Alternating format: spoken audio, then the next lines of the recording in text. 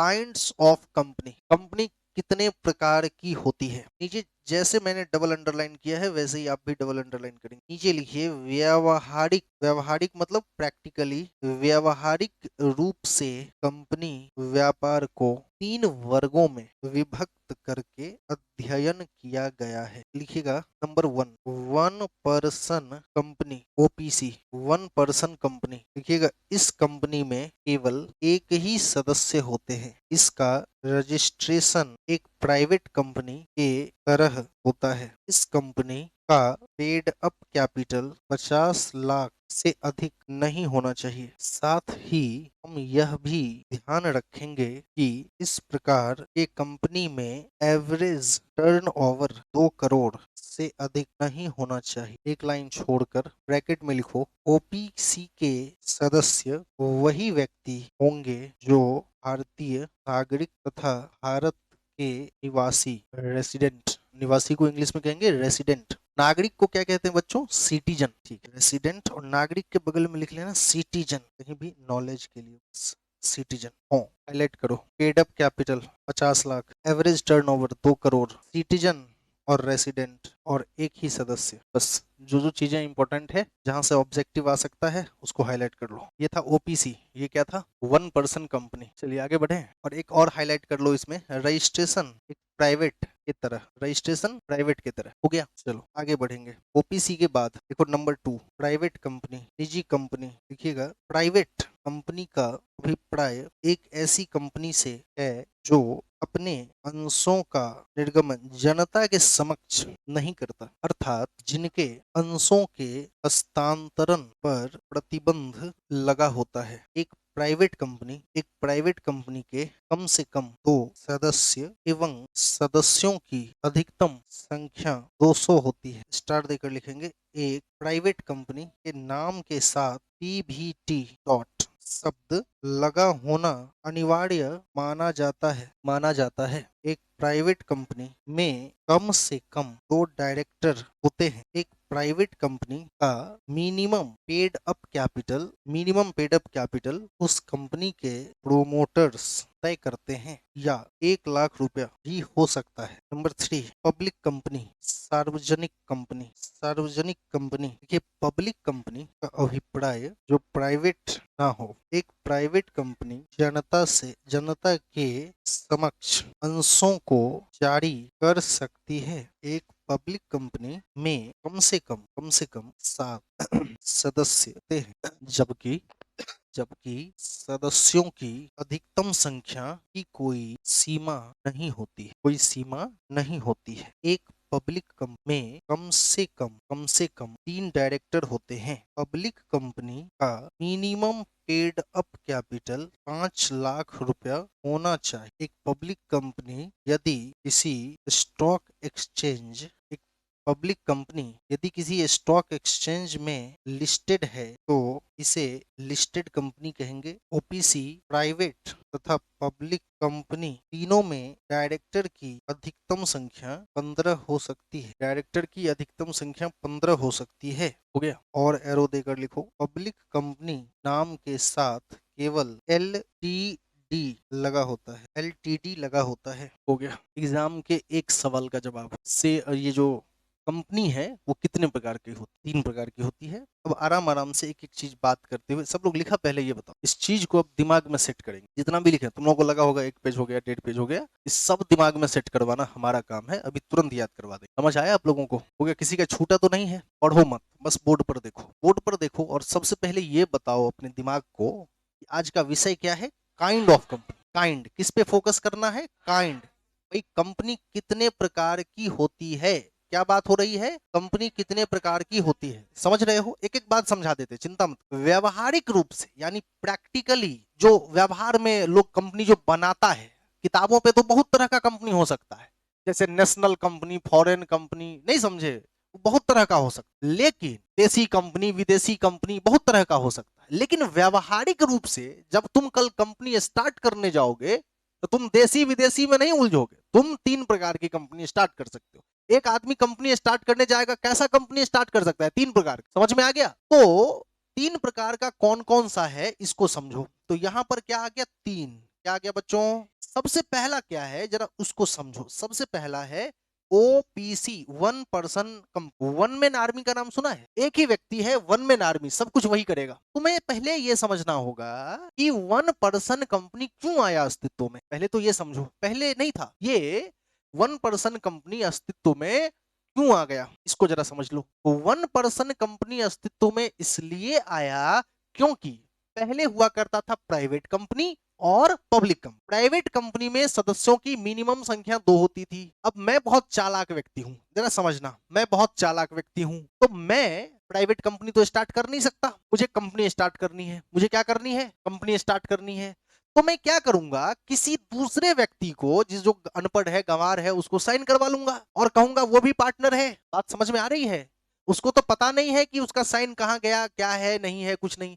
सरकार को बस दिखा देना है कि हाँ भाई हम 2 लोग हैं। हम 2 लोग हैं तो कौन सी कंपनी खुल गई? प्राइवेट कंपनी खुल गई। सारा काम मैनेज कौन कर रहा है? मैं कर रहा हूं। क्या आप लोग समझ पाए? सरकार ने कहा इस प्रकार से किसी को बलि का बकरा बनाना ठीक, मतलब हम 2 लोगों का लिमिट रखे हुए, इसीलिए आदमी दूसरा को पकड़ता है। अगर हम ये कह दें कि एक आदमी भी खोल सकते हो, तब ये दूसरे को तो नहीं फंसाएगा। तब तो कोई आदमी स्वतंत्र है, खुद से ही एक कंपनी जाकर के स्टार्ट कर सकता है। इसलिए वन पर्सन कंपनी अस्तित्व में आया। ये बात समझ में आ गई? अब हम बात करेंगे कि वन पर्सन कंपनी में कितने सदस्य होते हैं? एक ही सदस्य होते हैं। अच्छा, इसका रजिस्ट्रेशन किस प्रकार से होता है? प्राइवेट कंपनी की तरह ही होता है। इसका रजिस्ट्रेशन भी किसके तरह है?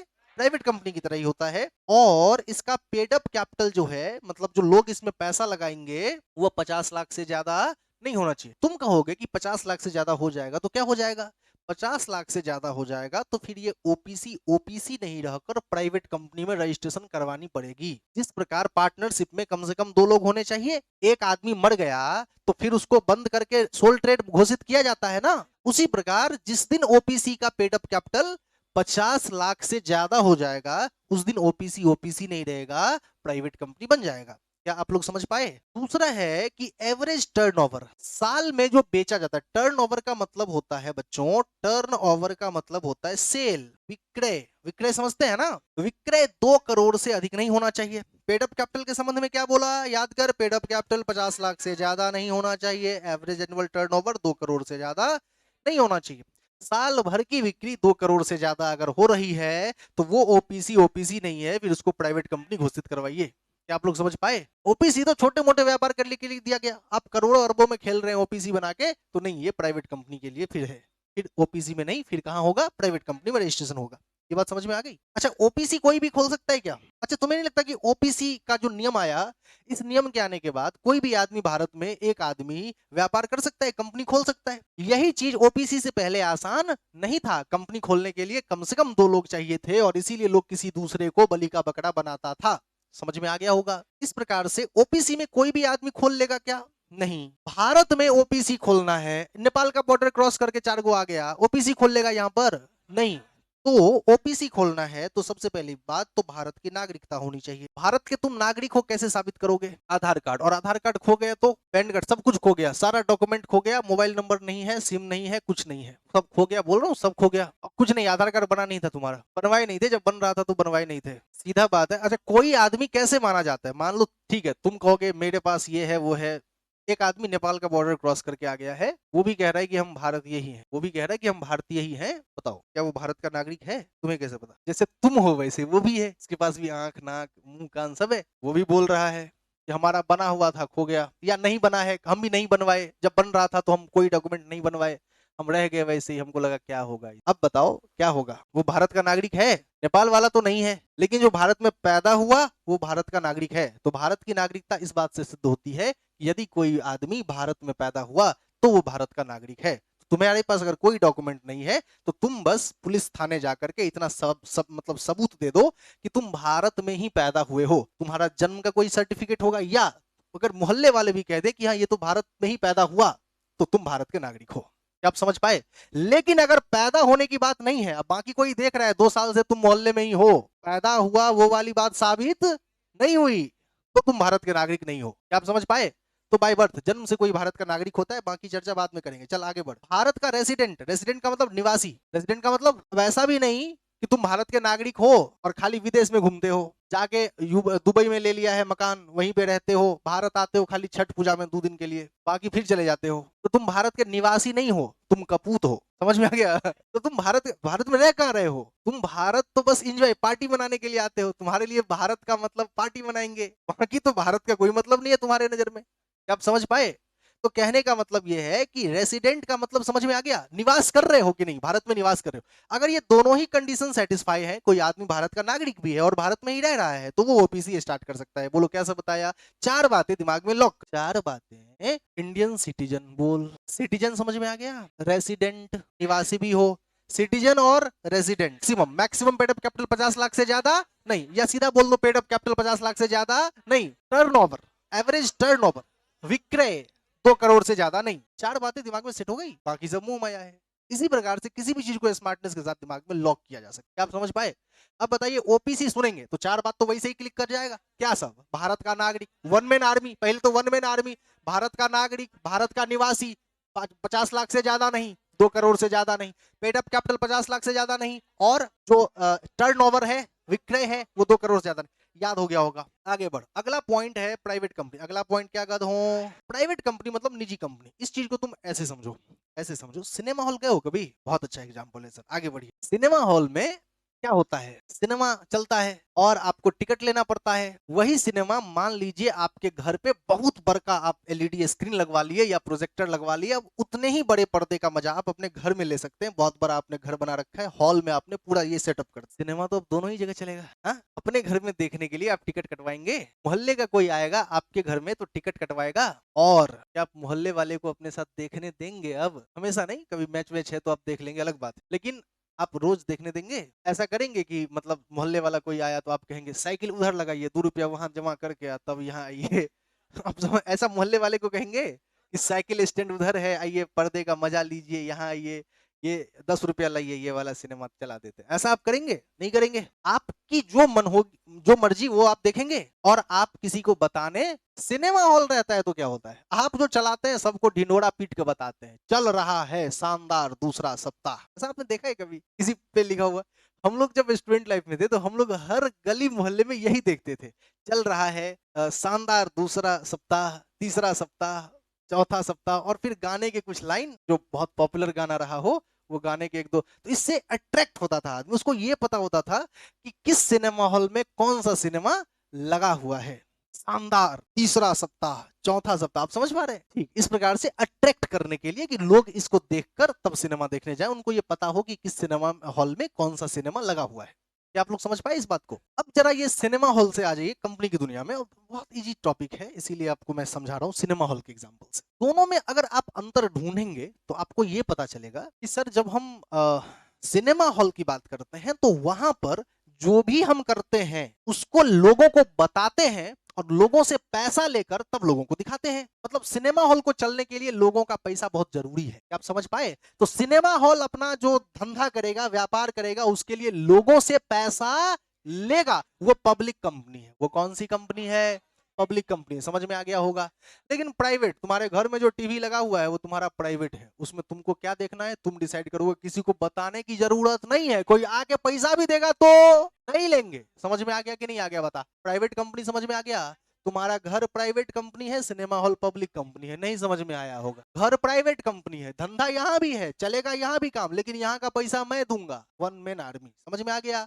लेकिन सिनेमा हॉल का पैसा मैं नहीं दूंगा, तुम लोगों से लूंगा, जनता से लूंगा। दोनों में अंतर समझ में आ गया क्या?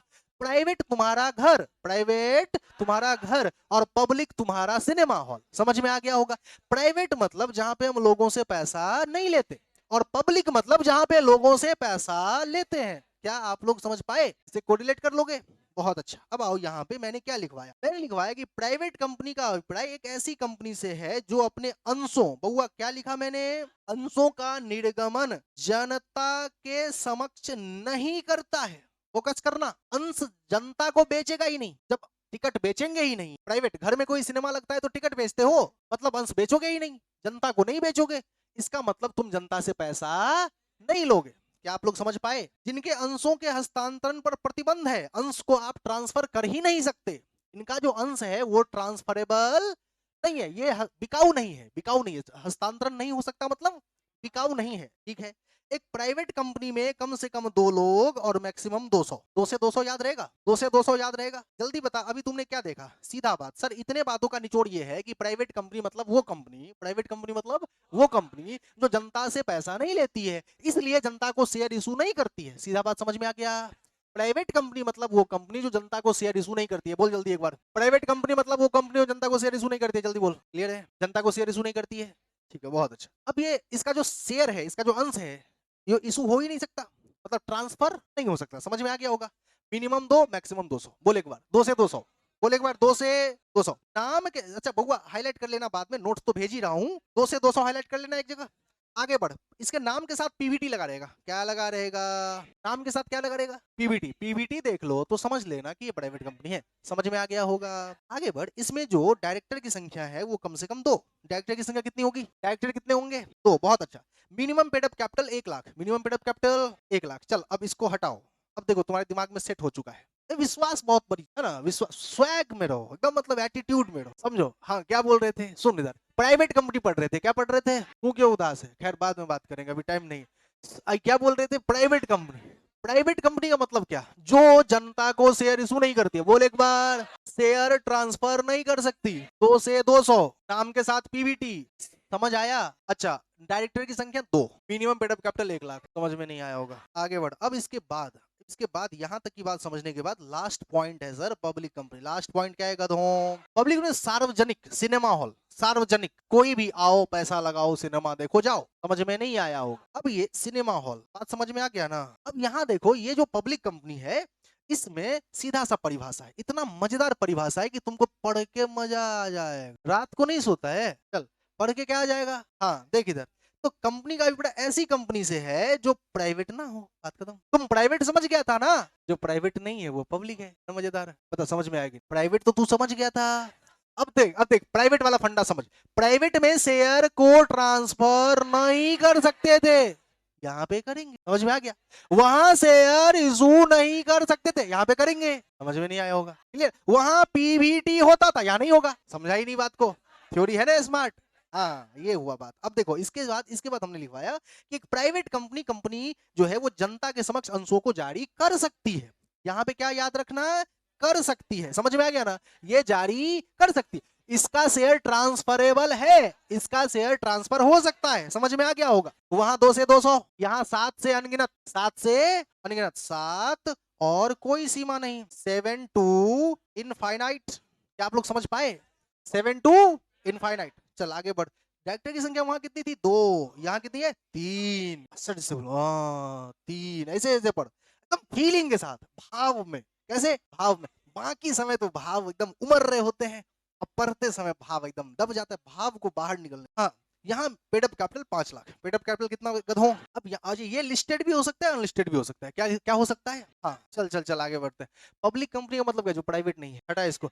पब्लिक कंपनी मतलब जो प्राइवेट नहीं है वो पब्लिक है। सीधा दिमाग मत लगा, अपने याद हो चुका है। ये बहुत पावर है इसमें, बहुत पावर। एक बार देखोगे याद हो गया होगा। तुम बेहुदा है, तुम गधा है, इसलिए तुमको विश्वास नहीं है कि याद हुआ कि नहीं, इसीलिए तुम आता हुआ चीज भी भूल जाता है। विश्वास रखो, एक बार देख लिया याद हो गया। डन। प्राइवेट कंपनी समझ गए? जो प्राइवेट नहीं है पब्लिक है। पब्लिक कंपनी शेयर इशू कर सकती है, शेयर इसका ट्रांसफर किया जा सकता है। इसमें जो शेयर है उसको ट्रांसफर तो कर ही सकते हैं, बेच सकते हैं, लोगों से पैसा लिया जा सकता है। ये बात समझ में आ गया? वहां 2 से 200 था, यहाँ 7 से इनफाइनाइट। वहां नाम के साथ पीवीटी, यहाँ नाम के साथ एलटीडी। समझ आ गया यहां तक? वहां डायरेक्टर की संख्या 2, यहाँ पे 3। अपने आप याद है, अपने आप याद है ना? चलो, और बाकी जो मित्र होते हैं ऐसे पूछा पूछी करोगे, अपने आप याद हो जाएगा सब। अच्छा एक और बात, ओपीसी हो, प्राइवेट हो या पब्लिक हो, डायरेक्टर की संख्या 15 से ज्यादा नहीं हो सकती, ये याद रखना। डायरेक्टर की संख्या 15 से ज्यादा नहीं हो सकती। चूंकि, तो अब यहाँ पे आओ मुद्दे पर। ये जो चूंकि है, इसके बाद थोड़ा रुकना है, थोड़ा फील करना। क्योंकि पब्लिक कंपनी शेयर को इशू करती है। बोले एक बार, तो भाई बताना पड़ेगा ना जनता को, वरना खरीदेगा कौन? और सब्जी बेचने के लिए सब्जी मंडी होती है, शेयर बेचने के लिए शेयर का भी मंडा होता है, और उस मंडे को कहते हैं स्टॉक एक्सचेंज। समझ में नहीं आया? शेयर जहां बिकेगा, ऐसे टोकरी में लेके शेयर ले लो, शेयर, ऐसा कभी देखा? उसका एक बाजार है, तो उस बाजार को बोलते हैं स्टॉक एक्सचेंज। अगर किसी कंपनी को अपना शेयर बिकवाना है तो स्टॉक एक्सचेंज में लिस्टेड करवाना पड़ेगा, और जब किसी कंपनी ने अपने शेयर को लिस्टेड करवा लिया तो उसको बोलेंगे लिस्टेड कंपनी। लिस्टेड नहीं करवाया तो अनलिस्टेड कंपनी। मतलब सीधा बात, पब्लिक कंपनी लिस्टेड हो सकता है, अनलिस्टेड भी हो सकता है। समझ में आ गया? स्टॉक मार्केट में लिस्ट किया गया है, वहां बिकता है उसका शेयर, इसका मतलब लिस्टेड, नहीं तो अनलिस्टेड। समझ में आया होगा? यहां तक की बात समझ में आ गई? उसके बाद अच्छा, इसके नाम के साथ क्या लगा रहेगा? एलटीडी। क्या हाईलाइट कर रहे हैं? सब इंपॉर्टेंट ही था और सब याद ही हो गया। समझ आया? अब आज समय हम लोगों को इससे ज्यादा बात करने की इजाजत नहीं देता है, लेकिन मेरा मन भरा नहीं है। मेरा मन हो रहा है कि मैं और पढ़ाऊं तुम लोगों को। तो पीवीटी एलटीडी दोनों है, इसका मतलब पीवीटी है ना तो प्राइवेट है, केवल एलटीडी है तो पब्लिक है। दोनों रहता है तो प्राइवेट ही हुआ ना। पीवीटी है ना, पीवीटी है, अब बाद में एलटीडी है, एल्टाडा है, जो भी है, पीवीटी है ना तो प्राइवेट है। समझ में आ गया ना? ठीक, प्राइवेट के साथ पीवीटी एलटीडी लगा रहता है और पब्लिक के साथ केवल एलटीडी लगा रहता है। Confusion clear? चल बुआ बाकी चर्चा। हाँ, कंपनी का आज दूसरा दिन था, कंपनी लग कैसा रहा? चलो बुआ ठीक है, ओके।